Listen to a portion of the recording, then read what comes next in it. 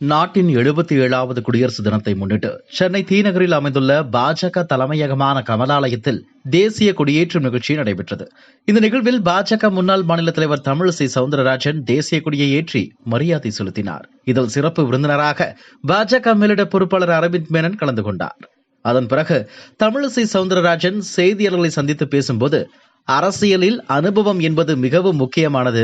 நானும் அண்ணாமலையும் உச்சபட்ச பதவிகளை வகித்துவிட்டு அரசியலுக்கு வந்தவர்கள்.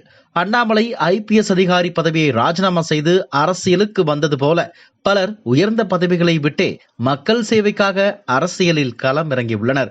விஜய்க்கு அரசியல் அனுபவம் இல்லை.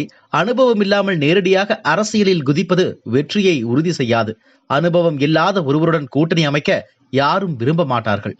விஜய் பூஜ்ஜியம் மாதிரி. பூஜ்ஜியம் தனியாக இருந்தால் மதிப்பு இல்லை. பூஜ்ஜியத்திற்கு முன்னால் எண் சேர்ந்தால்தான் மதிப்பு கிடைக்கும் என்பது போல் அனுபவம் இருந்தால் மட்டுமே அரசியலில் ஒரு நபருக்கு மதிப்பு உருவாகும்.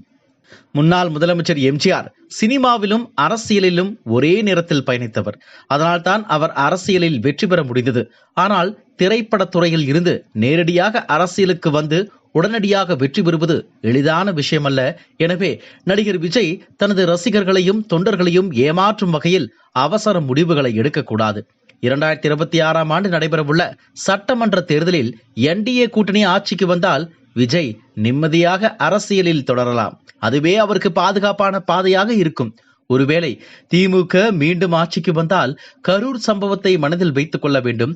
அரசியல் என்பது தனிநபர் முயற்சியால் மட்டும் வெற்றி பெறும் தளம் அல்ல. வெற்றி பெறக்கூடிய கூட்டணியுடன் இணைந்து பயணிப்பதே புத்திசாலித்தனம். விஜய்க்கு அனுபவம் போதாது.